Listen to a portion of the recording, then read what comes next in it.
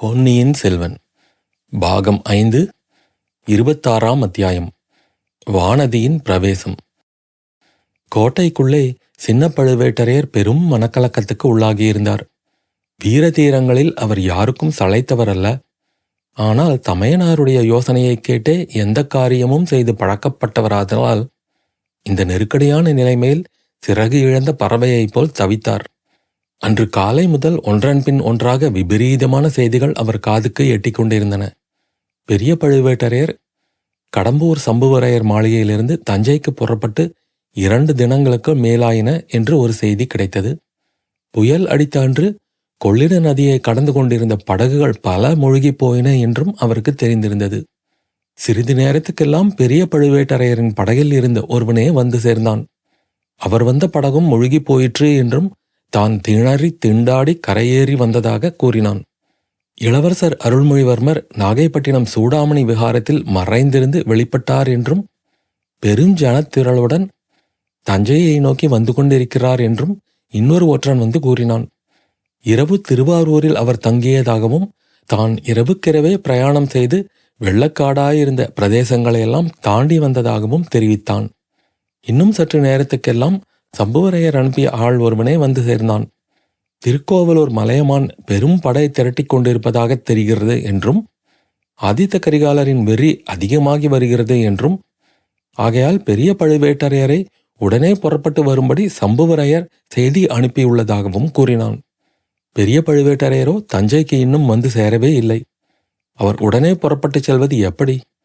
யமனும் அருகில் வருவதற்கு அஞ்சக்கூடிய அந்த வீரக்கிழவரை ஒருவேளை கொள்ளிடத்து வெள்ளம் கொள்ளை கொண்டிருக்குமோ என்று சின்ன பழுவேட்டரையர் கலங்கினார்.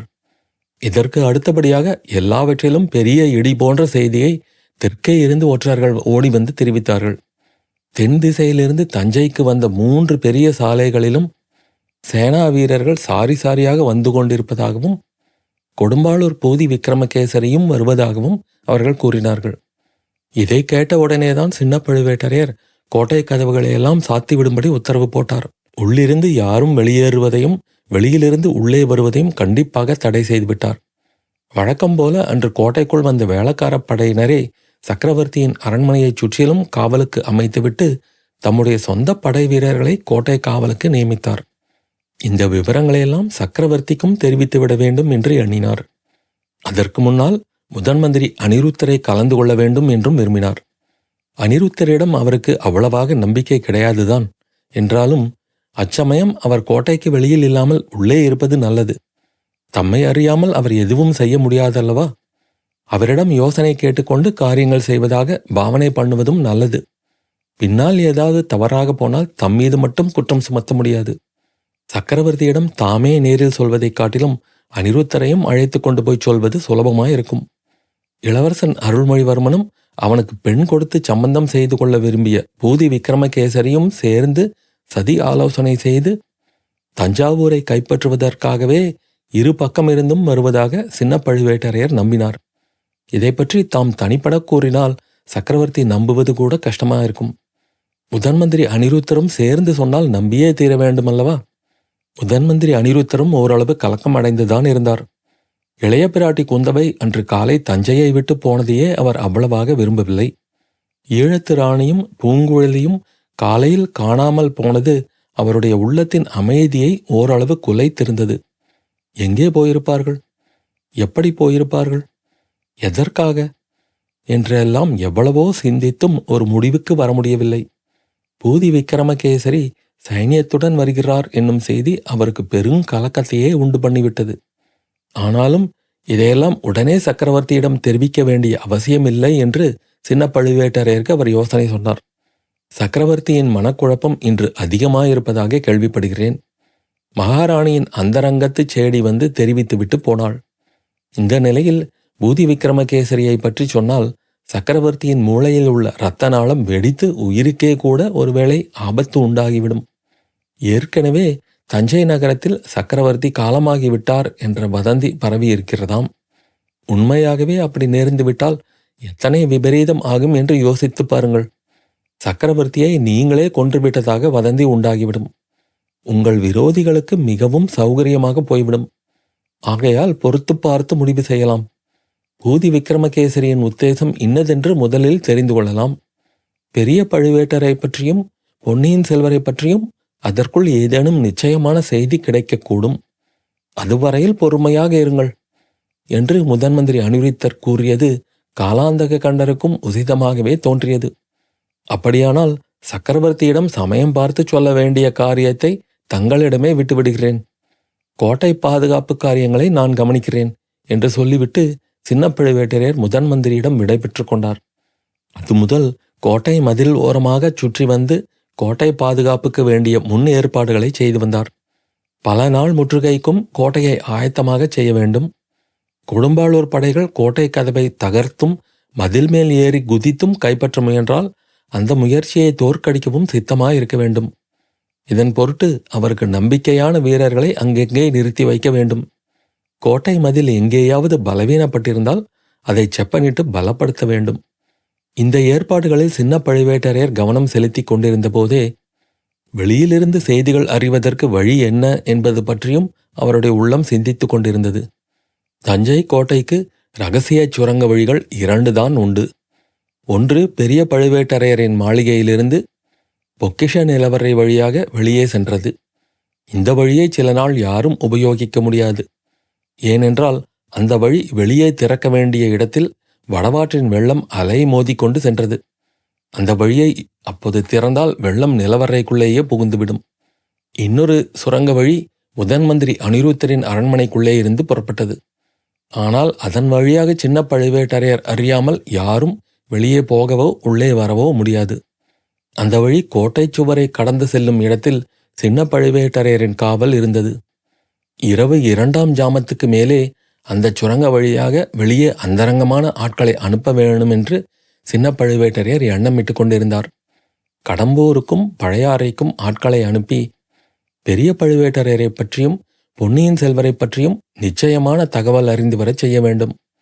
இம்மாதிரி காலாந்தக கண்டர் முடிவு செய்திருந்த சமயத்திலேதான் ஒரு வீரன் விரைந்து வந்து வடக்கு வாசலில் ஒரு யானையின் மேல் 2 பெண்கள் வந்திருப்பதைப் பற்றியும் அவர்களுக்காக கதவை திறக்கும்படி யானைப்பாகன் கூவுவதை பற்றியும் தெரிவித்தான்.